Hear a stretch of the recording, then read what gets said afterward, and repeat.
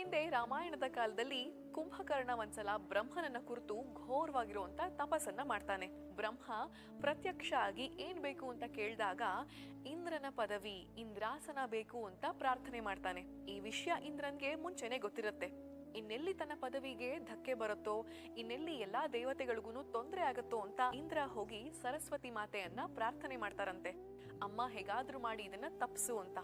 ಆಗ ಸರಸ್ವತಿ ಏನ್ ಮಾಡ್ತಾರೆ, ಕುಂಭಕರ್ಣ ಇಂದ್ರಾಸನ ಬೇಕು ಅಂತ ಬ್ರಹ್ಮನ್ನ ಪ್ರಾರ್ಥನೆ ಮಾಡುವಾಗ ಅವನ ನಾಲಿಗೆಯನ್ನ ತಿರ್ಚ್ ಬಿಡ್ತಾಳೆ. ಹಾಗಾಗಿ ಇಂದ್ರಾಸನ ಅಂತ ಕೇಳೋ ಬದಲು ಅವನು ನಿದ್ರಾಸನ ಅಂತ ಕೇಳ್ಬಿಡ್ತಾನೆ.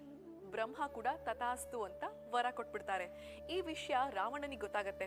ಬ್ರಹ್ಮನ ಹೋಗಿ ಪ್ರಾರ್ಥನೆ ಮಾಡ್ತಾರಂತೆ. ಕೊಟ್ಟ ವರವನ್ನ ವಾಪಸ್ ತಗೊಳ್ಳೋದಿಕ್ಕಾಗೋದಿಲ್ಲ ಅಂತ ಹೇಳಿ ಅದನ್ನ ಕಡಿಮೆ ಮಾಡ್ಬೋದು ಅಂತ ಹೇಳಿ 6 ತಿಂಗಳುಗಳ ಕಾಲ ಅವನು ಮಲ್ಗೋ ಅಂತ ವರ ಕೊಡ್ತಾರೆ. ಹೀಗಾಗಿ ಕುಂಭಕರ್ಣ ವರ್ಷದಲ್ಲಿ 6 ತಿಂಗಳು ಮಲ್ಗಿದ್ರೆ 6 ತಿಂಗಳು ಎದ್ದಿರ್ತಾನಂತೆ.